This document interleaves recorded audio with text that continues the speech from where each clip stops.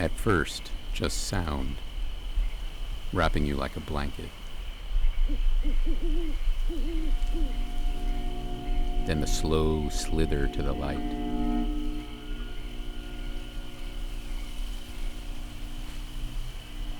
Next, sensation. Your throat like the Sahara, your head like a beehive.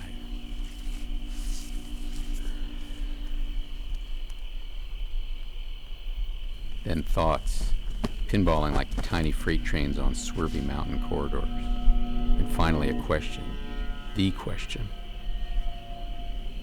Who are you and what do you want? Al Callahan? That name rings a bell, but it's muffled and far away, like a gong from the moon. Is it you? You're not sure, but then you're not in the best frame of mind right now. Hello? Come on out of there, mister.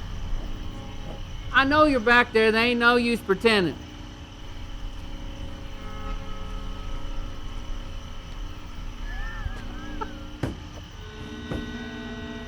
Hey, I ain't gonna shoot you, brother. I just thought you might like a ride. A ride? What harm could that do? You climb in and the truck will peel away down black country roads.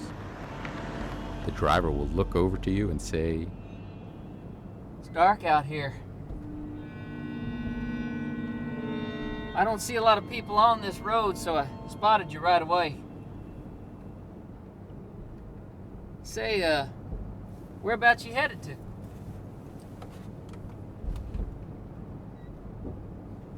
Right. None of my beeswax. Fair enough. I don't want no trouble. Well, I'm driving all the way to the county line, but there's a little town near here. You can stay at their hotel. Good people. Yeah. They got a bar there and a hospital, should you require any of their services. I'm not saying you do, I'm just letting you know about the amenities in town, as they say. A wise man once said, don't heed the advice of wise men. You like that? It's kind of like one of those puzzles or riddles you can't answer. Kind of loops back around and becomes its own question. I mean, what if a spiritual entity like Jesus Christ or Buddha said it to you? I mean, they're wise men, weren't they? So would you heed it then? Or would they be asking you not to heed it? Or is that the question? Huh?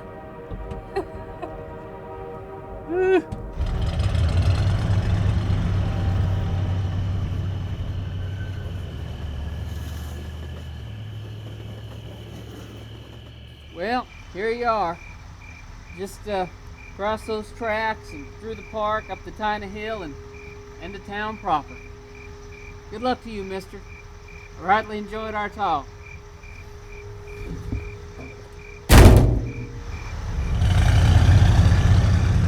The truck departs and despair arrives, like an old friend on a pull-out sofa asking, where is it exactly you're going?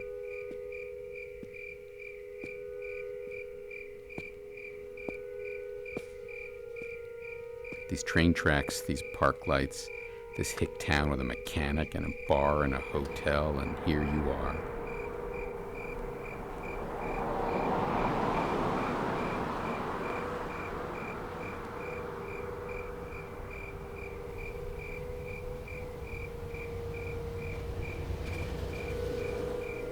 But where is here and who are you?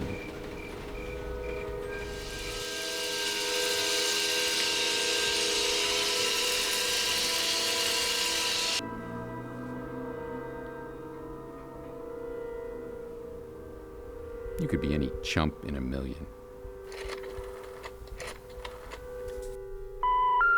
We're sorry. It is necessary to dial a 1 when calling this number. Will you please hang up and try your call again? The card in your wallet is the key. The answer to who you are rests at the end of 9 digits. Okay, 10 digits. But you're moments from knowing if this rectangle of paper is you, if his name and yours are the same.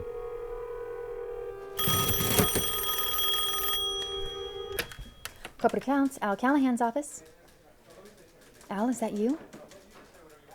If it's you, don't say a word. Oh, good gravy, I knew it. Where have you been, hotshot? I mean, things around here have been absolutely positively ridiculous. I mean, for starters, the Petersons have been audited, and old man P is spitting nails with you in the wind. He's threatened to take the whole account to Schmertz and Clack. Most likely it's a bluff, but it's hard to tell. He was just as tossed when they forgot the mayo on his hoagie that time, remember? And we've had some sketchy boys calling, digging around. But as soon as you vanished, so did they. Competitors, I'd say, if I was a betting gal. Anyways, enough about busyness. Here's the big news. Drum roll. I left Robert. You know, my husband. Vows in front of G-O-D and everybody. And he knows everything about you and yours truly. I spared him some of the gorier details. You know, I am his wife after all. It's different when you're married. And he's dark and upset, of course. But the point is, you and I are cleared for takeoff. Hello, Cabo San Lucas! You know, just like we talked about. Sand and sky, a waterfall of gin rickeys. Yes, we deserve this, Al. When you know who you are and what you want, you get what you deserve. I mean, there's just no other way to say it. Al? Al, are you there? If you're there, don't say anything. So hopefully you're not Al Callahan. He's a philandering mess. And that would mean you're not an accountant. That's a good thing. But now what? Just sit here? Maybe something will present itself to you. You will go to the bar across the street. Sit with the brunette training gimlets. Soon you will start to understand. Hang up. Go now. You will go to the bar across the street. Sit with the brunette training gimlets. Soon you will start to understand. Hang up. Go now. Alrighty then, it's worth a shot.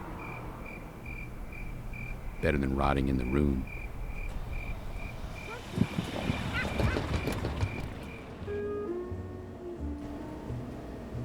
Ah, very good. Thank you so much for coming. You'll forgive my appearance.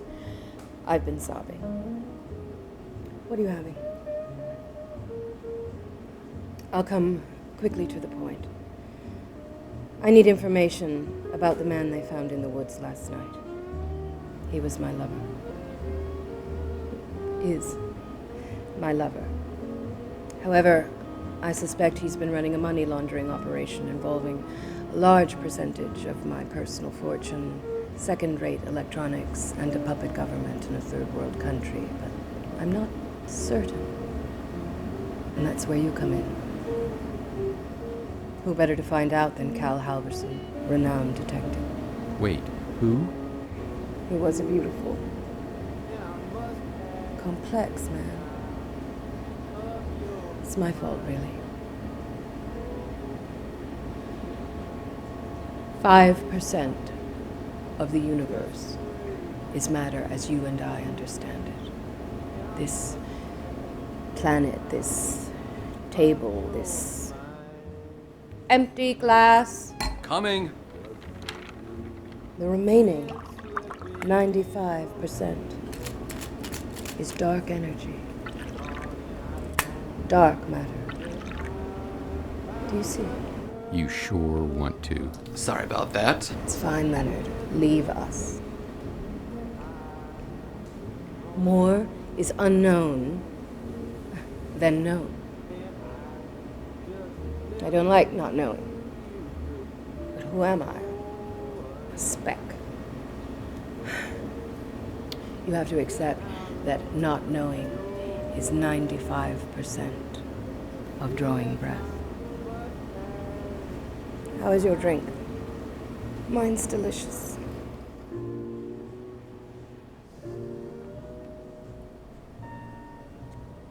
You don't say much, do you? No, you don't. I know I like that.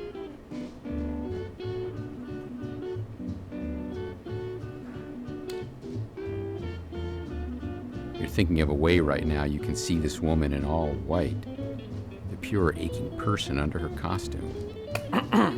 You can't ever leave this table. You can't ever go. Go, talk to Leonard. And when you come back, let's dance. You do. Dance, Mr. Halverson.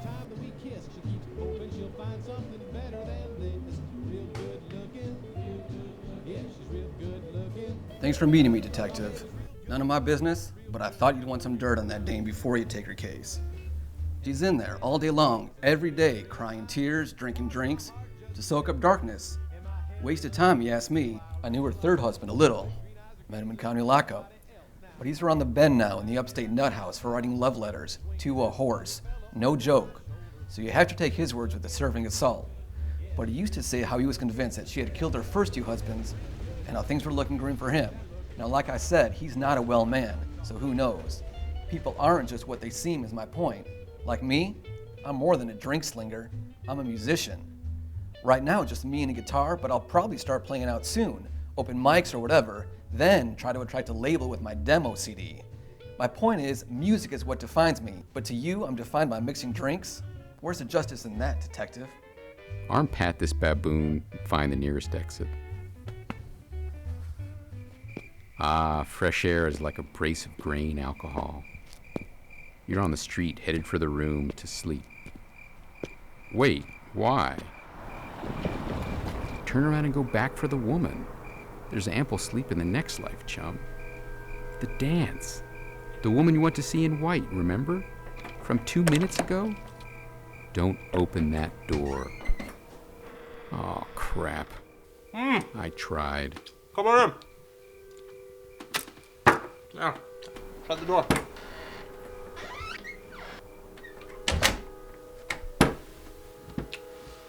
Have a seat, Chief. There you are. I'm Robert. If that means anything to you. I know all about Cabo San Lucas. No, that's Al Callahan's game. Shirley and I have our problems, like any couple. There's never enough money and the sex vanishes a few years in. That's how it is. And you agree to that when you take a solemn oath. And part of that oath is not to cheat on one another. Certainly not to cheat with your rugged and handsome boss. Do me the courtesy of listening to the tears of a cuckold. Would you like a chip? Now, I'm no angel. I'll be upfront about that. I'm out of town a lot on business, and yes, I may have an acquaintance or two join me wherever I am for some light companionship. Okay, fine. But it doesn't mean anything. Laying next to Shirley in the dark, listening to her breathing, smelling the salt on her skin from her sweat, the light in her eyes when she gets the low moaning. That's everything. And I laid claim to that when I put a ring on her hand. Now you're trying to take it from me. And I can't.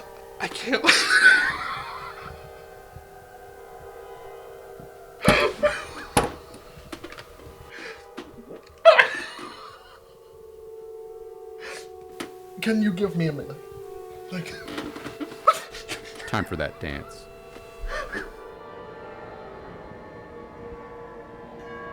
Detective, you just missed her. She went to the hospital with the real detective, her words, to check on the man from the woods. Oh, and she said to give you this. Since you're here, it's my demo. I poured you a jig or a rye. Let's listen. Fight the darkness, baby. Fight the darkness, baby. You can fight the darkness. Turn that barnyard noise off before I fill it full of lead. Fight the darkness, mama.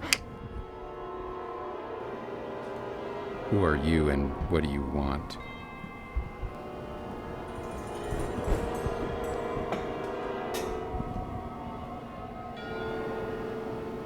Who are you?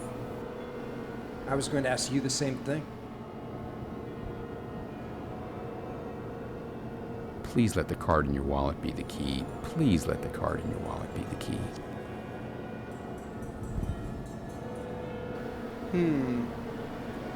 I don't think so. I've just come from the hospital. And this rat is dead. Recognize me? Angel of Doom, right? We have the same employer. You were hired for an easy gig up in the woods last night, and you chuffed it, lump. You chuffed a gimme. You took this rat partway, but I had to take him all the way home. Catch my drift? Now I have to clean up things that you started. Loose ends, connections made. For starters, this woman is no more. Thanks to you. Don't fret it, Mary. The darkness comes for everyone. Drink up, because here it comes for you. Wave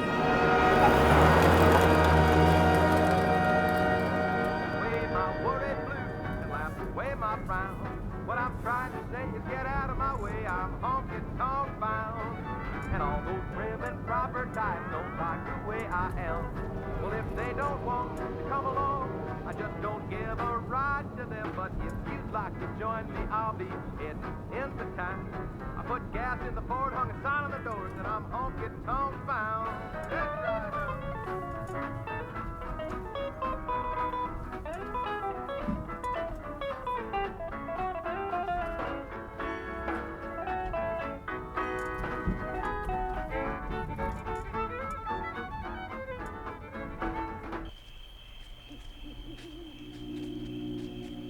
Those buzzing bees are back. It's a good time to reflect. Where did you go wrong? Which decision was the mistake? Was it deciding to stand? Picking up the telephone? Saying nothing? Got anything to say? I said nothing. Says you.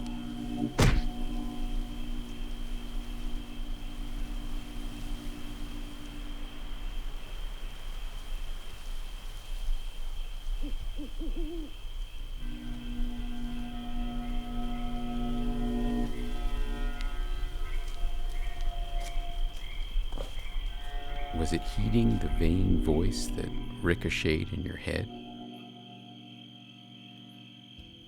The one telling you what to do and where to step? Like some half-sketched character on a rye-soaked page? Or was it ignoring that voice, not turning around, not racing back for her as fast as you could, against all odds across space and time? You were like some errant molecule operating on its own behalf, a piece of the puzzle with other puzzles inside, leaping headlong into the big, black, dark, shouting, "This is me,